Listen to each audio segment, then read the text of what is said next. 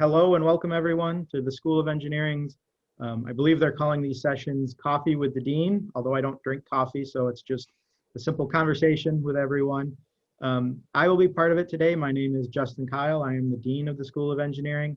And we also have our Director of Career Development, Mr. John Bau, with us.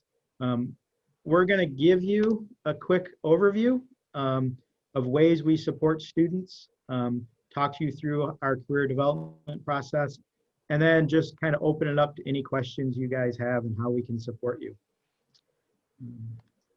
So how do we support our students? The key thing to know about Quinnipiac is there's a lot of people here on our campus who want to support students, who want to work with students, and there's a lot of places for students to go get support when they need it.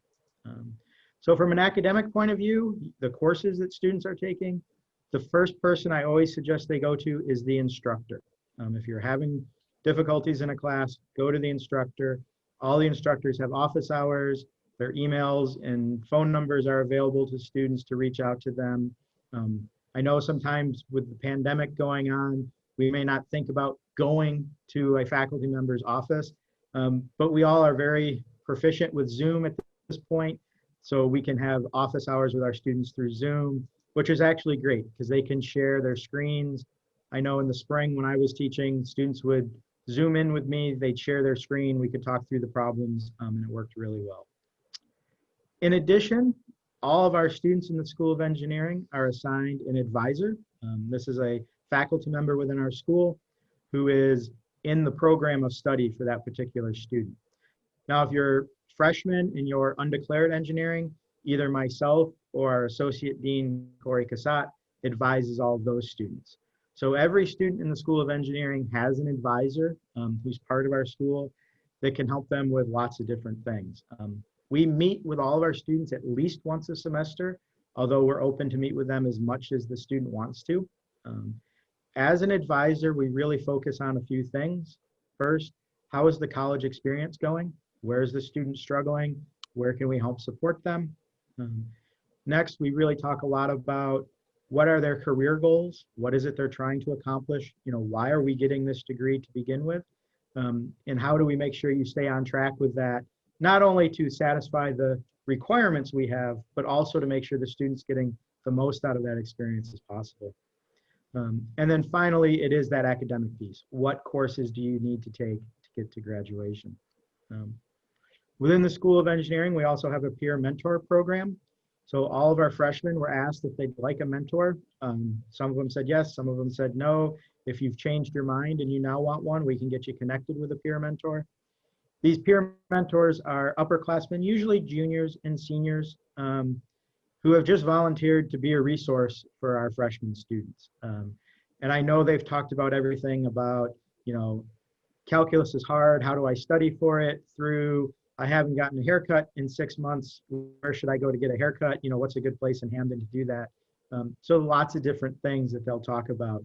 And it's really just to kind of give another person for our students to engage with and ask questions.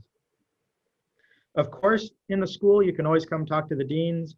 I'm here to help students out. Professor Cassatt, who's our associate dean, he spends a lot of time working with students. We understand that a lot of times a question will come up and students don't even know who to go ask. So just go ask someone. And I may not know the answer, but I can get you in touch with the person who does. I can help you walk through that process. And then, of course, within our School of Engineering, we have Mr. John Bau, our Director of Career Development.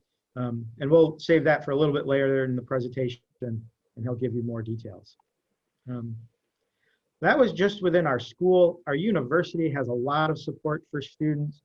One of those areas is what we refer to as our Learning Commons.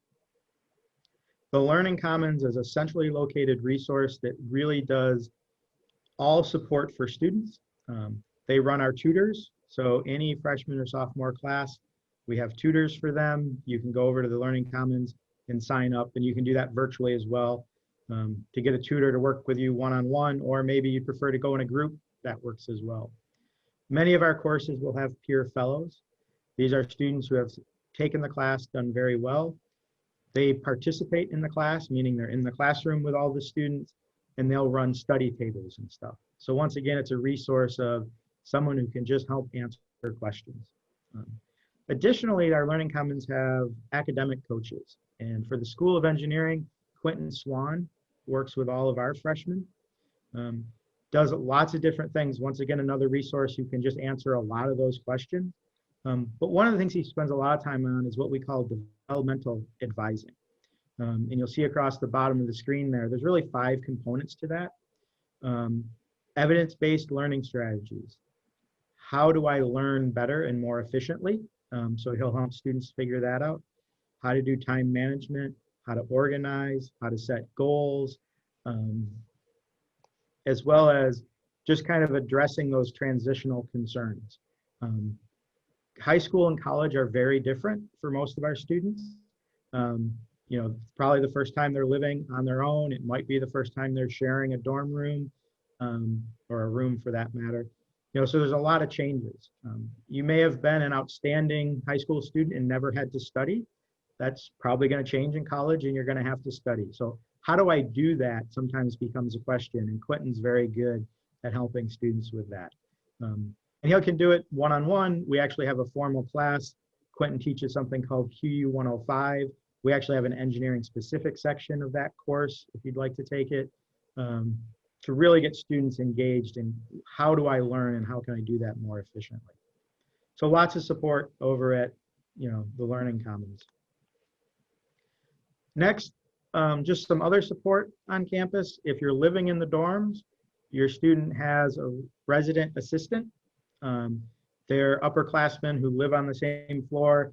Great resource to ask questions of if you're having roommate difficulties. You know, and it might not be your roommate. It might be the room next door is always playing loud music at night. How do I navigate that situation? You know, resident assistants there to support that.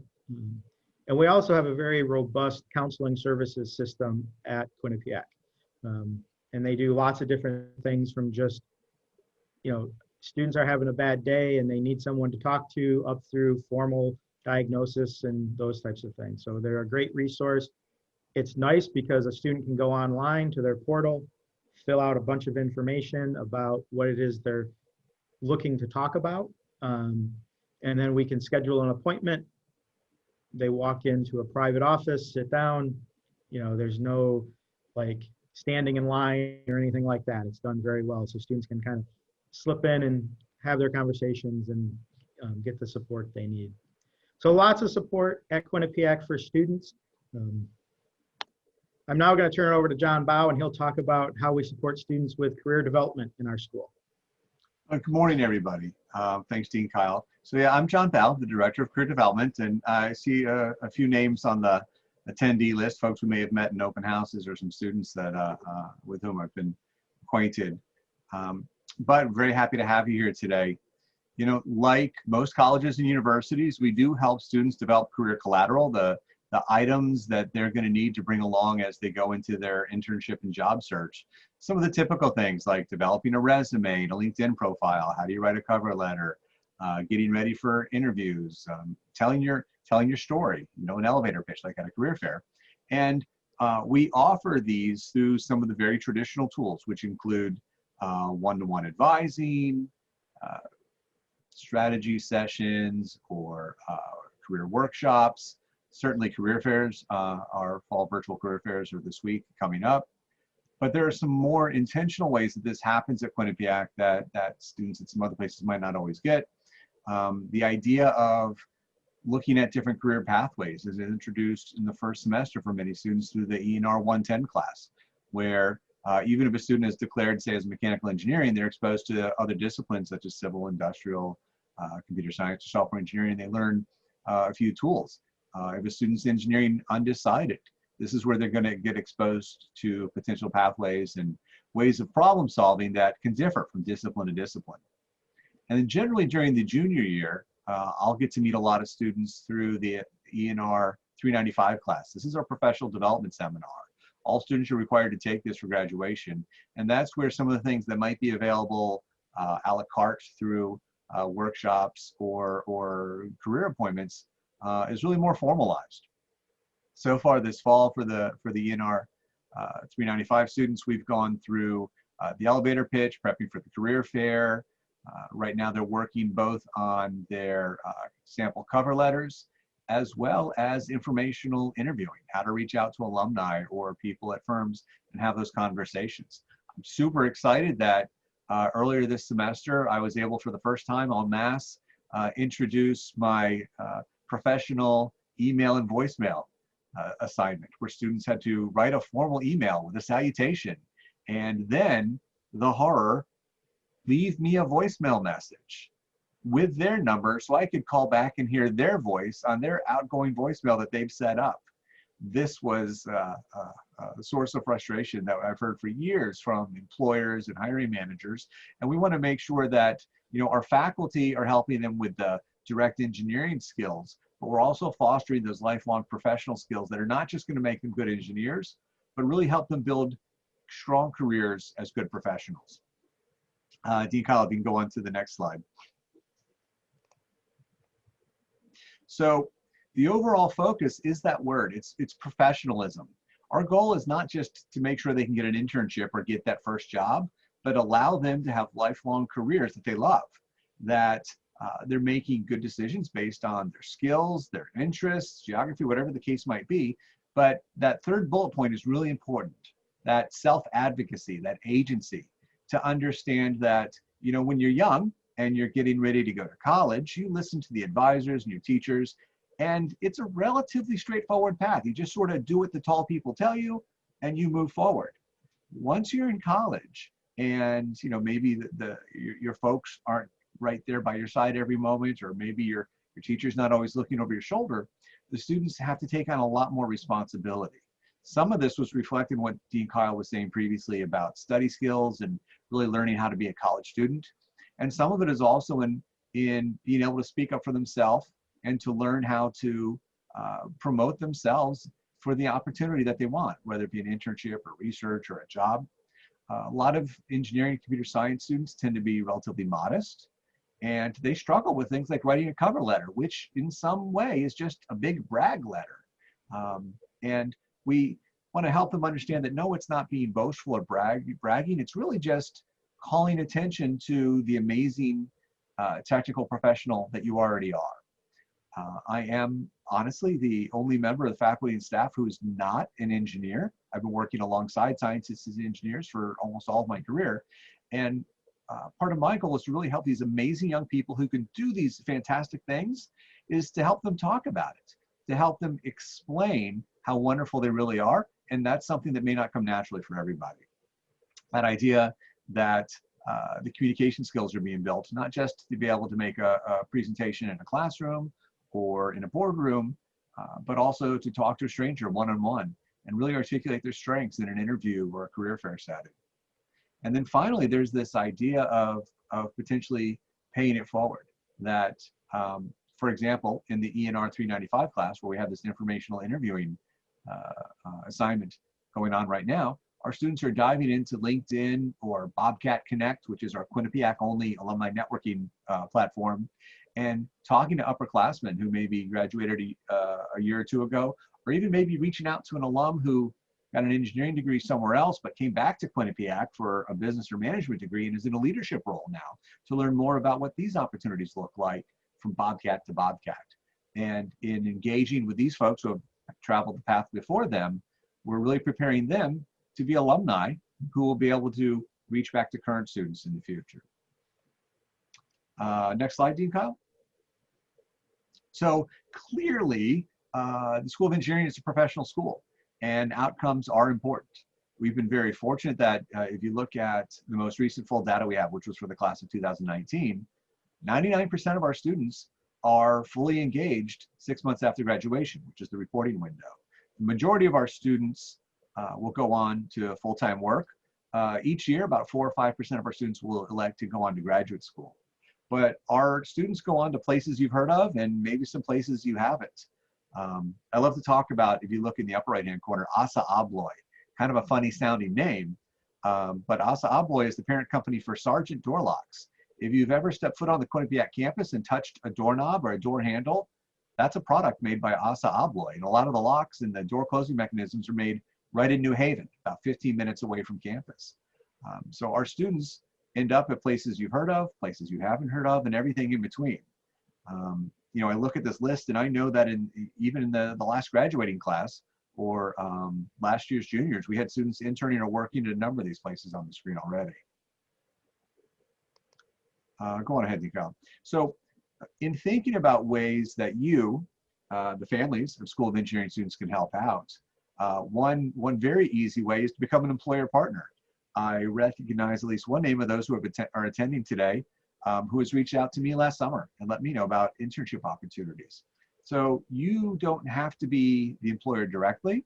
Maybe you work at a company that brings on summer interns, or that might be hiring some entry-level positions in IT or in design or manufacturing.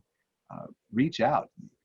Employers can simply just go to QUCC and post positions, but I'm happy to talk to anybody about this process at any time. My contact information is on the screen. I am literally the only person named John Bau on the East Coast of the United States. I'm pretty easy to track down, whether it's through email or finding me on LinkedIn. If you're interested in the goings-on of the School of Engineering, we do keep a group in LinkedIn called Friends of the Quinnipiac University School of Engineering that you can request to join as well to see what's going on in the school, where alumni might reach back and post opportunities, or we lift each other up and celebrate each other's successes. In fact, I think, Kile, our next slide even talks a little bit about how folks can really work with their students and help out as well. Excellent. Thank you, John. Sure. Yeah, so one of the last things we want to talk about just kind of is ways you as the family members of a QU student can kind of encourage your student, be involved a little bit. So encourage them to be active. There's lots of activities going on campus, even socially distancing with masks, you know, lots of things going on. Students should be getting involved. We have professional organizations on campus. Within the School of Engineering, we have a chapter of the American Society of Civil Engineers. So if you're a civil engineering student, it's a great thing to be involved in. And we have those for our industrial students, our computing students, our mechanical students. You know, there's always those opportunities to get involved. And I always encourage our students to get involved in a non-professional organization.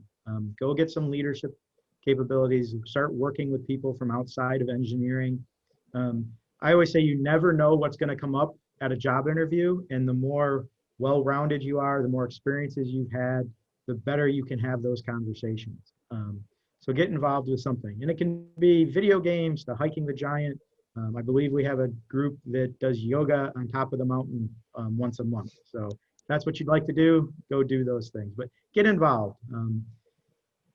When a student has a concern or you as a family member has a concern, it's always better to ask a question sooner rather than later. You know, I can tell you that my wife is a middle school teacher, and she talks about the 9 months they have to achieve things.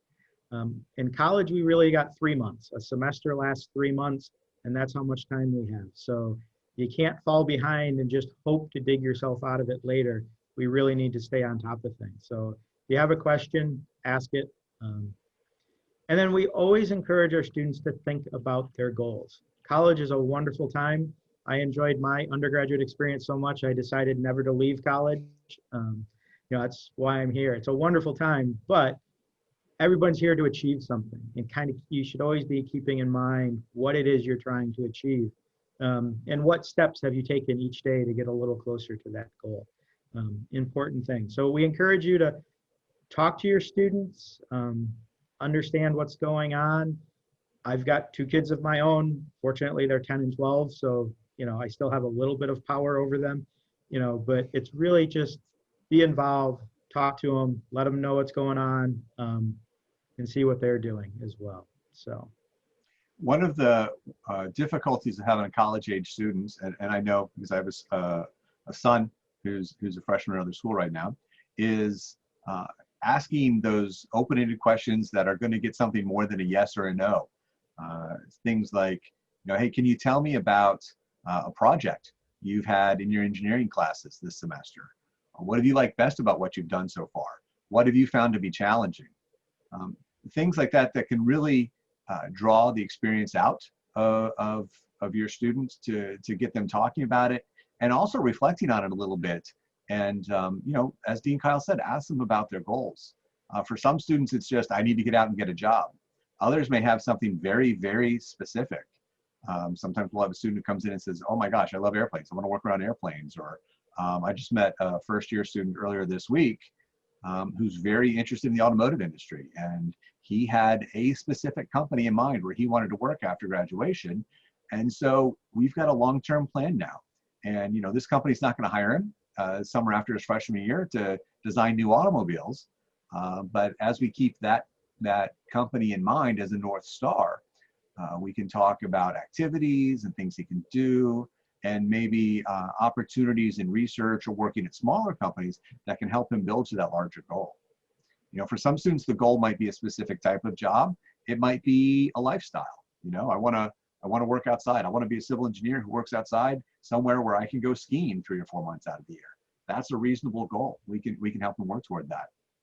But that asking for help and becoming, I have a 13-year-old at home as well. We're working on accountability with him and taking charge of his own schedule. That can be a big shocker for a lot of first-year students. And I think supporting your student as they're on that journey to really be more responsible for what they're doing next. Dean Kile and the faculty, Associate Dean Cassatt, we're there to help them every step of the way. But we can't do the work for them. We're more of the scaffolding that holds them up and makes it possible for them to go ahead and do the work. And you can make sure that they're taking advantage. Excellent. Thank you, John. So I know today is a lot of information. We'll leave this up for a little while. If you want to reach out to John or myself with questions, please do so. We're happy to answer those. And at this point, I'd really like to open it up to questions. You can unmute yourself and ask the question. You can put it in the chat box. Don't feel that you have to keep your cameras off. If you want to come join the party here, that's perfectly fine as well. I can tell you that whenever we work with students through Zoom, we strongly encourage them to turn their cameras on. So it's more of a conversation and less of just people talking at them. So any questions we can answer?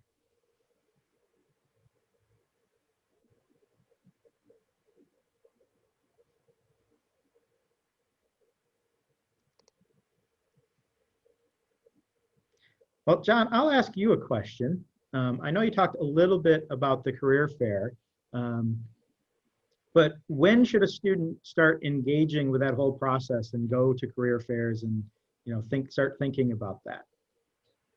So it's never too early. Oftentimes employers aren't necessarily seeking first-year students. In years past, when we've had on-ground face-to-face career fairs, quite frankly, I've encouraged first-year students to go, at the very least, just to see the room, to walk around and get an understanding of what a career fair looks like. In a virtual career fair, we've encouraged students to come to my workshops to talk about navigating the fair, to teach them, how to read a job description, to go into QUCC, see who the employers are who are coming, and go in with some preparation, not just to show up. The idea of first-year career prep is really just to understand what's out there. A lot of young people only know about the jobs they've heard of. I call them the TV jobs. When you watch a show on TV, everybody on TV is a doctor, a lawyer, perhaps a news broadcaster, seemingly crime scene investigator, big career path if you watch television. And then we know teachers and firemen and things that we see day to day. Perhaps they know what you guys do as the parents. But going to a career fair and talking to employers about their roles, quite frankly, just researching broad job descriptions on a place like LinkedIn or Indeed. I encourage students to set up a Google News reader with topics of interest. So as a part of my ritual, when I check my email each day, I check the headlines and see what's going on in manufacturing in the Northeast, what's going on in the aerospace and automotive sectors, what's going on with new housing starts, or infrastructure, large projects, just to get a sense of where the economy is, what the jobs look like. Maybe there's other parts of the country that are bigger in one area or not. And this is something students can do. Students like to scroll through their feeds and see what's going on with their friends, maybe with their family. They can insert just a little bit of career-oriented learning in that process as well. So whether it's attending a career fair or just reading the news feed from, I don't know, what is it, ASME? Is that the American Society for Mechanical Engineering? Something like that. They have newsletters that go out each day as well, just to keep abreast of what's out there, to understand what the jobs might look like and who some of those employers could be that are maybe not on the headlines of the national news each day. I think that's a good point that, with the degrees that you would get from our school, they're so broad in what you can go do. I'm an industrial engineer by training, and I always find it interesting that I have friends with that degree who work on Wall Street. I have friends with that degree that work in manufacturing facilities. And Walt Disney World is a major employer of industrial engineers. So even within one major, there's so many places a student can go, and it's really about finding where they want to be.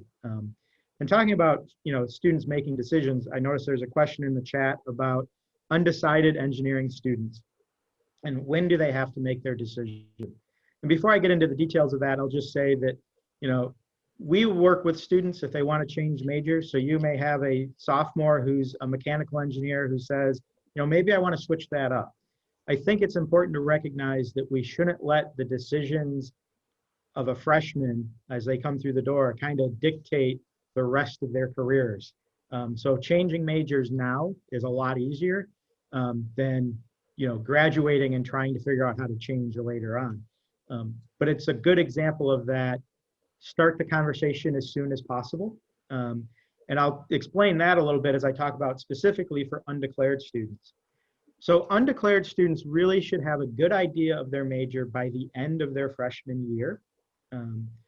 With that being said, though, if a student at the end of their freshman year says, I'm interested in mechanical or civil, but I don't really know which one, well, we can get them through a couple more semesters of taking classes before they get to the point where they're losing ground. And what I mean by that is certain classes only count for one major and not the other, and then you have to start taking summer classes to get caught up to graduate in 4 years.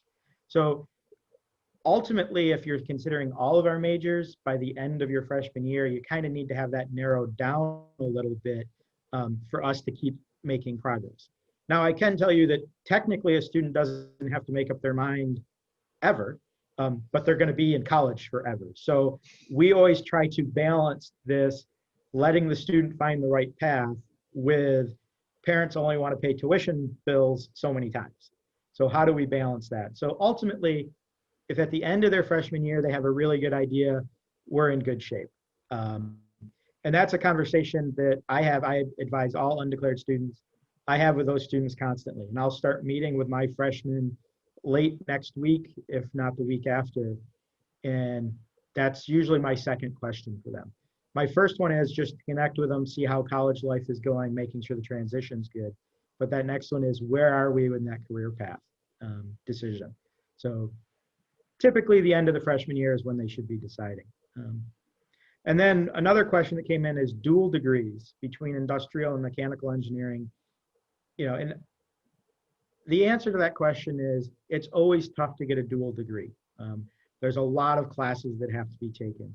So typically to get 2 engineering degrees, you're probably talking about 45 additional credit hours that would need to be taken, which is roughly a year and a half of schooling. So now other dual degrees, if you're talking about maybe computer science and math or something like that, don't take as much. So it really depends on how much overlap are there between the majors and what the accreditation requirements are.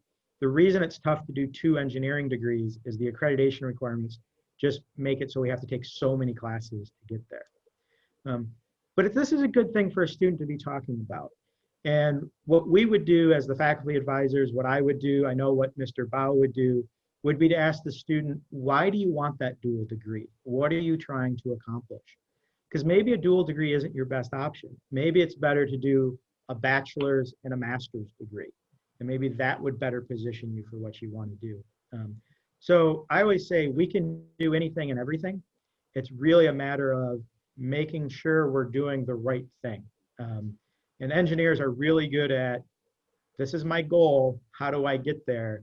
And what's the different paths to reach it? So to answer the specific question, I would say if you want to do both an industrial and mechanical engineering degree, you're looking at 5.5 to 6 years of undergraduate education.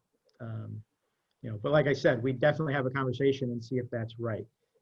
Because that gets changed by things like AP credits and, a lot of different things. So good question, Susan. Thank you. Other questions we can answer for everyone? And I did want to say, Anne, thank you for the kind words about our School of Engineering. We love having Michael in the program. So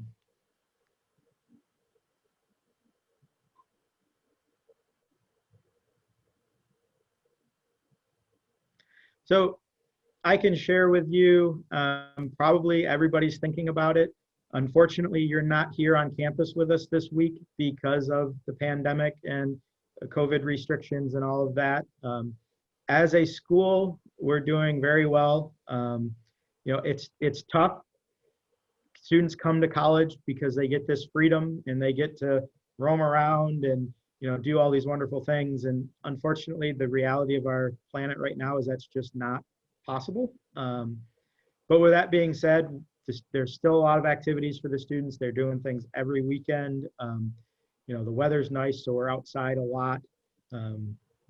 Lots of stuff going on, and we're doing very well. We have very few positive cases.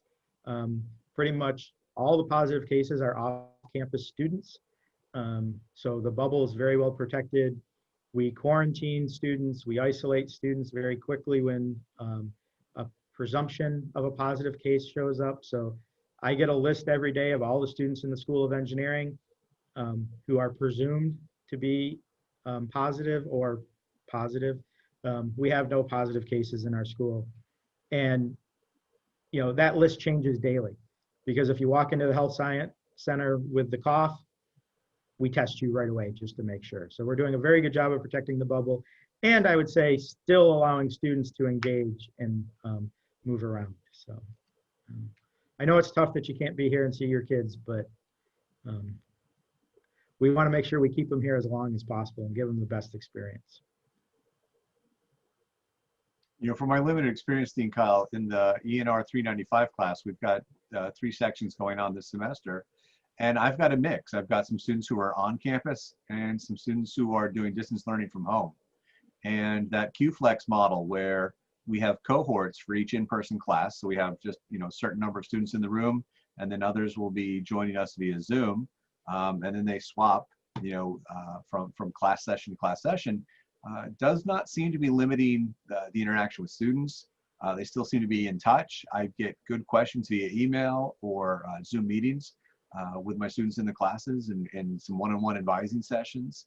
It's a different modality, but honestly, the familiarity that our students developed, those who were here last semester in the spring and this fall, that comfort level with Zoom and talking to a webcam is starting to pay off dividends in the job and internship interview process. For several years, many companies, particularly ones that might have been, say, out of the region, would do video interviews or even recorded video interviews where a student would log on to a website, a question flashes up on the screen, and then they've got 2 minutes to answer it. And while that's a little pressure game show sort of setting, the distance learning is getting our students to be very comfortable with the webcam so that when they move out of the classroom experience or chatting with grandma via FaceTime into a professional setting, they already know things like camera angle, lighting, backgrounds, and we aren't having to teach that as much as we would have just 2 or 3 years ago. One of our members from industrial engineering from the class of 2020 this past year applied, went through 2 or 3 rounds of interviews, and started a job with General Dynamics Electric Boat in Groton. And it was all done entirely online through the months of April and May last year as she was finishing up her senior design project. Companies have been flexible. They've made some changes, and our students are rolling with it. They seem to be doing a good job. Yeah, and I think, the parents know this as well as anybody. Work and what work was going to look like moving forward has been drastically changed by this. And it actually started 4 or 5 years ago. Some of our advisory board members were talking about they're doing more and more work collaboratively online. So if you think about the Dreamliner that Boeing created, that was designed in over 70 different countries. People weren't down the hall and they had to figure out how to communicate, through digital means, not just conversations, but sharing of documents and information. Most software these days is developed in online platforms. Some companies have gone as far as to say, we're not even going to have an office to bring our employees together. Everything will be done remotely. So as much as we love having the students here, having them in class with us, there's a lot of benefit going on for students kind of learning how to engage this new modality and be successful at it. And we'll, as soon as we can, we will have them back on campus, but we always figure to make the best of the situation. I think we're doing a pretty good job of that. Once again, if you've got questions, you can throw them in the chat. You can unmute yourself and shout them out. We're definitely here to answer your questions. I'm going to ask you guys a question. If you don't mind, you can just, type it into the chat. Your student who's at Quinnipiac, what grade are they? Are they a first-year student, sophomore, junior, senior? Where are we at?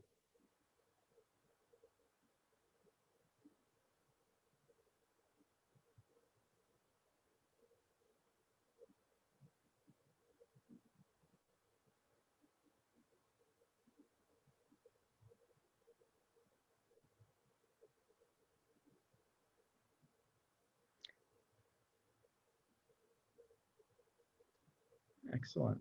So, yep, as I kind of anticipated, most freshmen, looks like a good mix of different majors.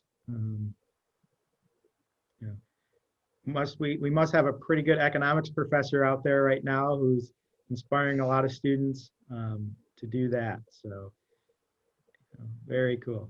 So obviously a lot of what we've talked about today, I think, is really geared towards those first-year students, making sure they understand the support. But we really recognize that it's a transition all the way through from freshman to senior. And, they're very different people when they walk across the stage at graduation as when they came in. And that's why we're here. We enjoy that transition. We enjoy being part of that for them. So we really enjoy that. And that's, like I said, why everybody came here. I can tell you that I've hired, I think, everybody but 2 people in the school because I was the first faculty member here. So I was involved in hiring everybody else. And the first question we ask is, why do you want to work at Quinnipiac? And if they don't talk about, I want to work with students, you're not the right fit for us. So very cool. Well, thanks for answering my question. I saw something pop in there about dual degrees with economics. Very doable.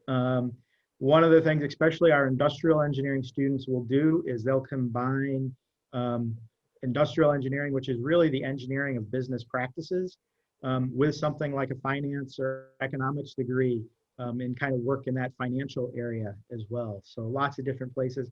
I think it's a mechanical engineering student we have actually works for one of the finance companies, writing code and doing those types of things. So very broad and lots of things out there. And nice to see students have passions, and definitely we would want to encourage them to follow those. Lots of computer science students. Computer science really has those 2 options between a BS in computer science, which we're going for our ABET accreditation to have that an accredited degree. But we also offer a BA in computer science. And to be honest with you, the difference between the 2 is about 4 classes. ABET requires a couple extra math courses and a couple extra computer science courses, where the BA students, instead of doing that, are going to take either a minor or a major in something. So they can really combine. I think I saw something in there that said economics and computer science. You can combine those 2 degrees. And really what you're doing is you're saying, I'm going to do computing in the world of economics. And we all know that computers aren't going away. As much as there's certain days I wish they would, they're not going away. So having that ability to combine things is really important. And it's nice to see students taking advantage of it.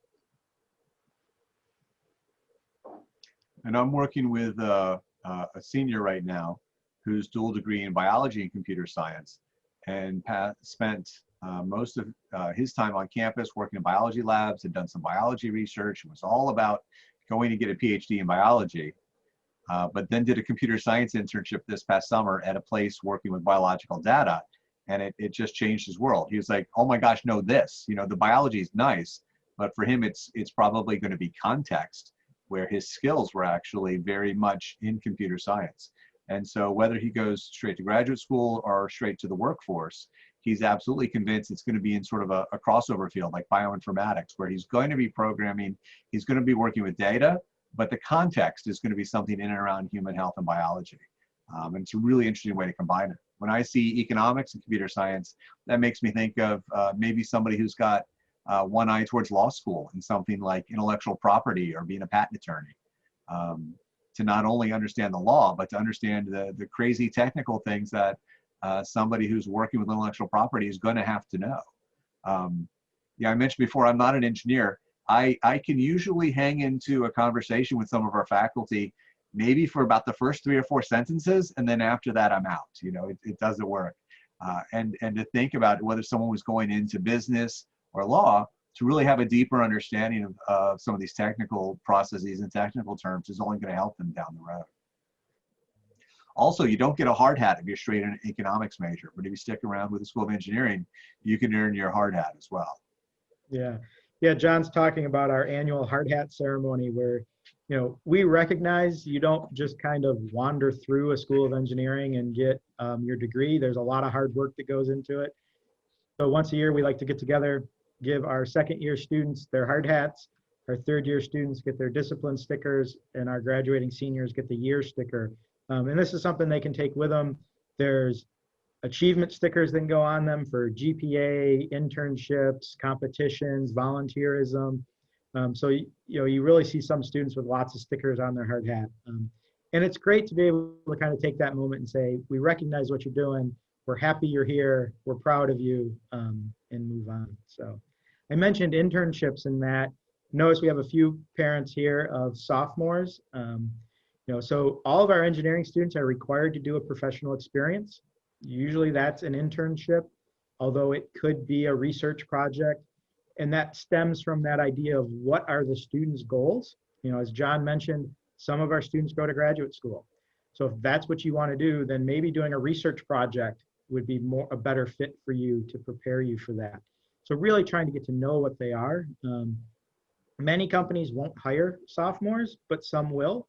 There's absolutely no reason for a student not to look after their sophomore year and see what they can find. I always say the worst thing that happens is they've gone through the process and they understand the process. They understand what it takes to apply for a job. And they probably learned you can't just hit send on an email and think that's going to end up getting you a job. There's a lot more to it. And obviously that's why John is here to walk the students through that. So never too early to start looking.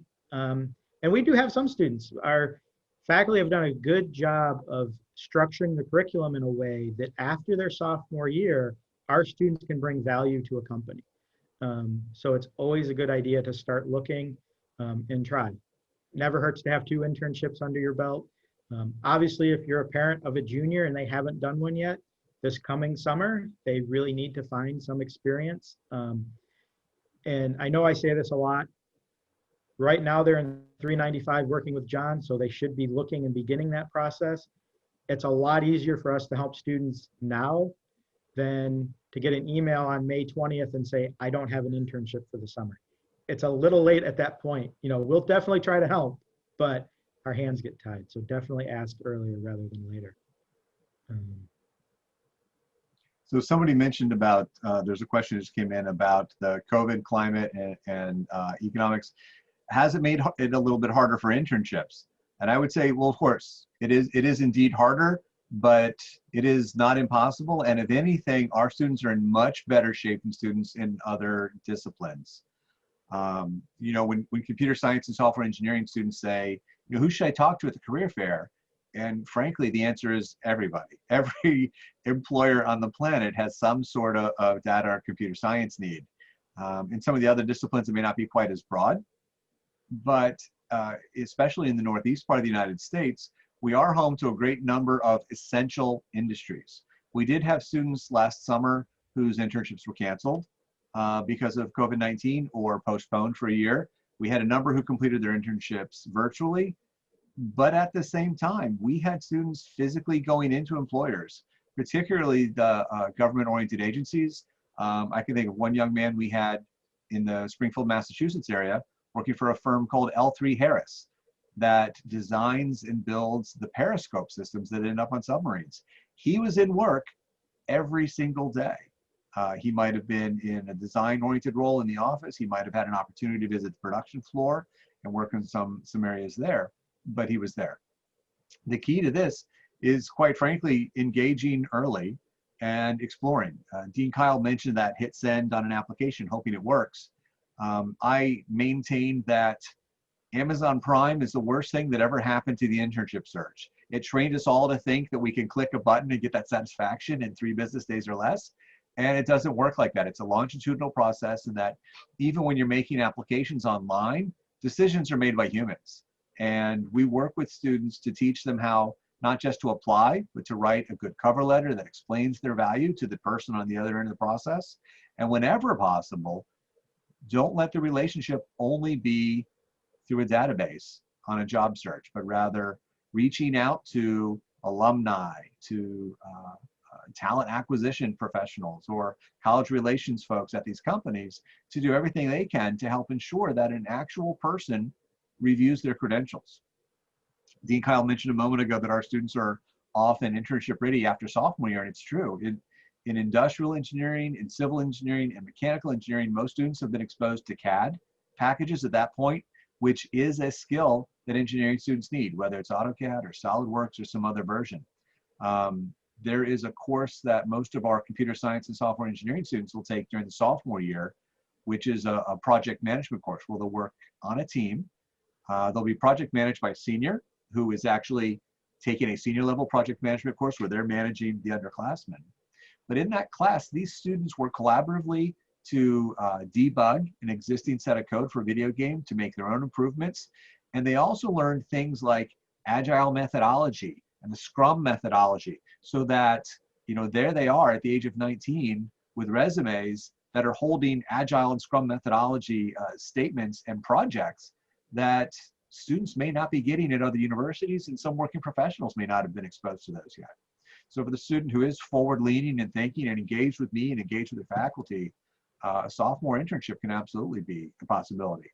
Whether they do it virtually, whether they go home and do it from home, or if they have the opportunity to stay in and around campus, maybe do a summer sublet and do something with one of our local partners as well.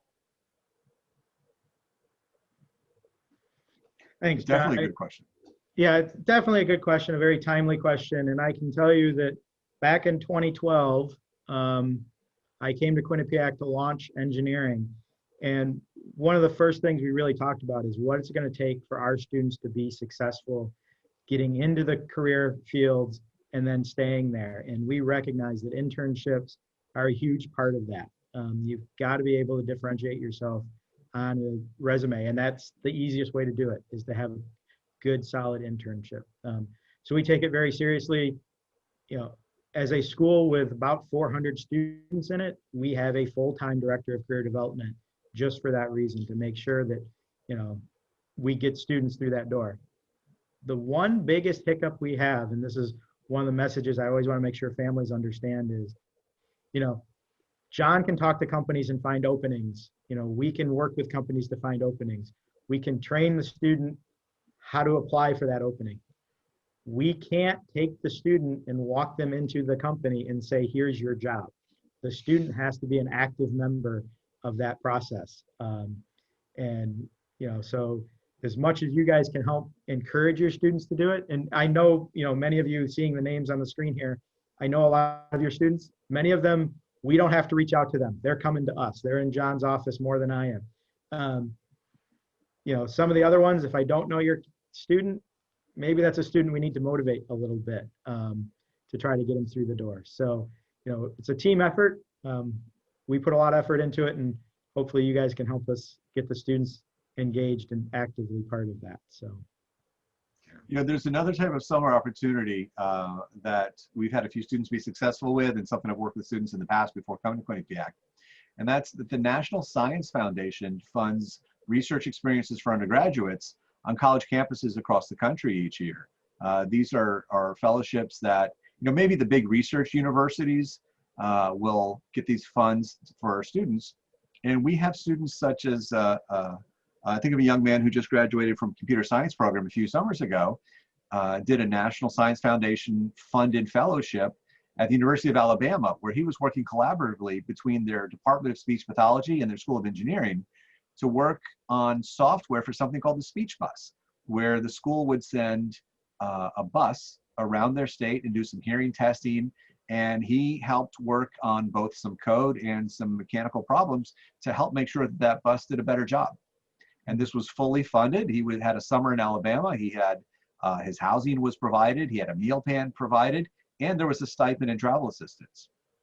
We have a current junior in mechanical engineering who last summer as a sophomore was awarded one of these National Research Foundation, National Science Foundation research fellowships at New Mexico Tech to work on some issues. And with COVID, it was postponed, but they said, please, please, please come back next year. We have an open slot for you. We're waiting for you to come back. And she's very excited to engage in that process. And it's also a very interesting way to try out a part of a country that maybe if you're, you never thought about visiting. I guarantee you that computer science student had never been to Alabama, and this mechanical engineering student I'm thinking about has never been to New Mexico. So it's an opportunity to gain professional experience, to explore the idea of research in case graduate school might be on the radar, and to do so in such a way that is not only revenue neutral, but potentially revenue positive with housing and meals and some travel thrown in as well. It doesn't have to be the traditional corporate internship, go to work for 40 hours a week for 10, 12 weeks over the summer. It can be, that's fantastic. But there are absolutely other ways to gain that required professional experience towards graduation from our school. Yeah, John, you mentioned travel. Unfortunately, given the current pandemic, we've stopped all of our international travel, but we look forward to bringing that back online. So especially those family members with first-year students, we see that coming back online for them. They want to travel internationally. John talked about the opportunities for our students to go other places and do research. We also do research on our own campus as well. So if a student maybe doesn't want to travel so much, but I always think of college as that time to really look around and see what's out there. As John said, doing a research project in Alabama, maybe the student falls in love with Alabama and wants to stay down there. So it gives them that opportunity. I've had students come back to me from an internship and say, it was the worst experience of my life. I didn't like what I was doing. I didn't like the size of the company I was at. And I look at them and say, well, I'm sorry you had a bad experience, but you've learned a whole lot. And you're ready to go, to that next step and figure out where you want to be. It's much easier to learn those things in college than to go get, a full-time job somewhere and move your family across the country and be like, oh no, that's not what I wanted. So everything's a learning experience. We hope they're all positive, but definitely taking advantage of all these opportunities. So getting a little bit almost noon, the time to wrap up, but definitely if there's more questions, your students are much more talkative than you guys are. So maybe we should have the students and train the parents before they come to Parents Weekend. So what questions can we answer for you?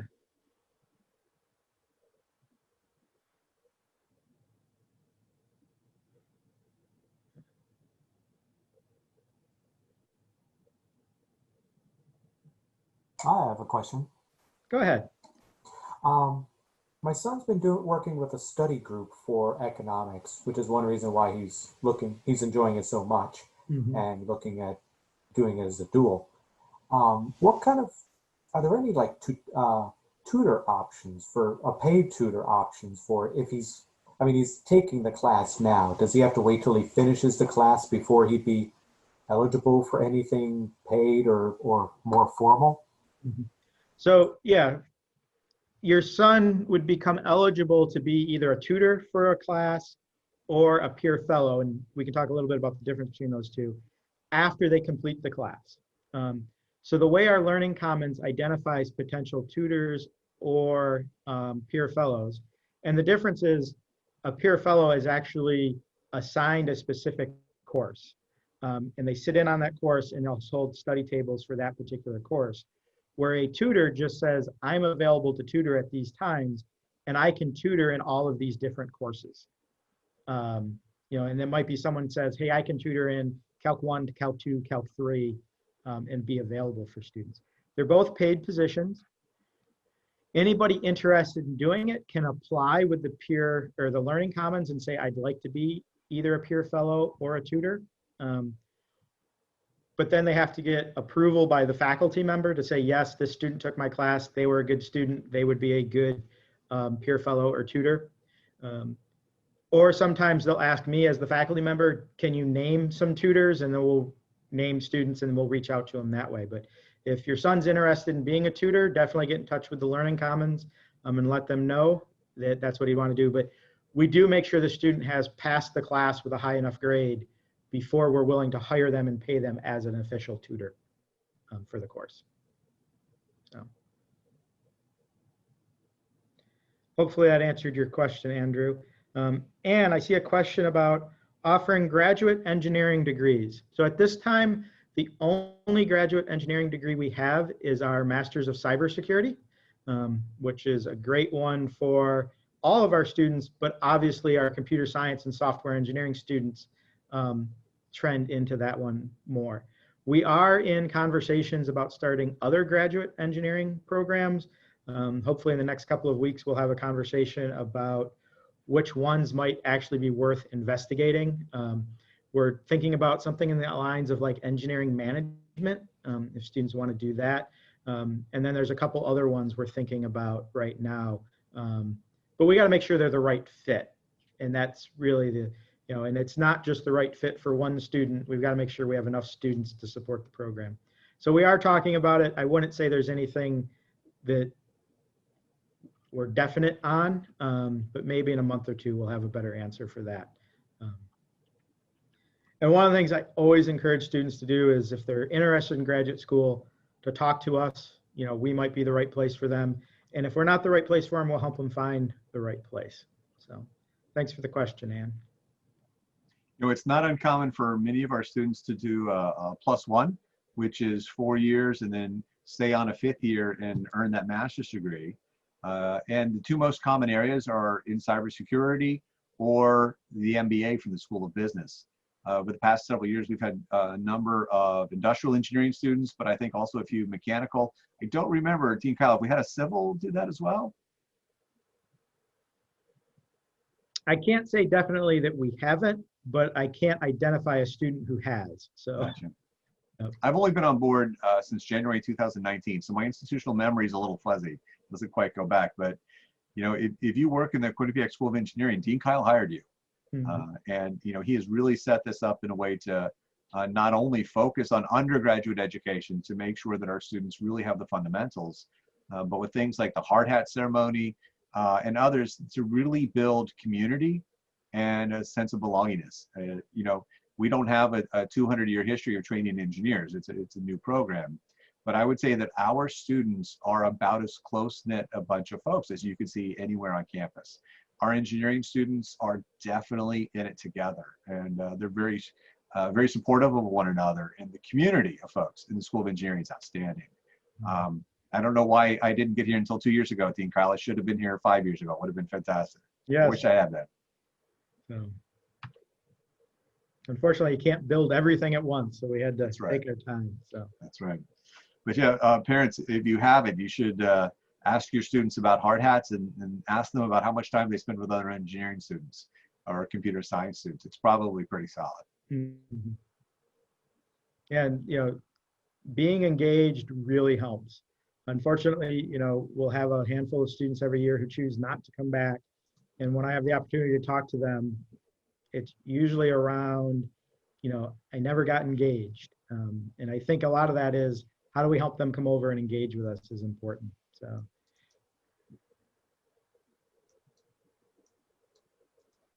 Chris, thank you for the kind words. I hope everybody got a lot of good information out of this. Once again, I said, you know, I know this is information overload. You have John and my contact information. Reach out to us. We're happy to get you whatever answers we can and get you connected with the right people if, you know, we don't have the answers. So Thanks for joining us today. I hope you have a wonderful day. Nice weather out there. At least when I came into the office this morning, it was nice. So I'm hoping it's a nice afternoon and you can go enjoy the fine weather wherever you are. The cool thing about doing it online is you don't all have to be here on campus. You can be somewhere around the world. So have a good one and thank you very much.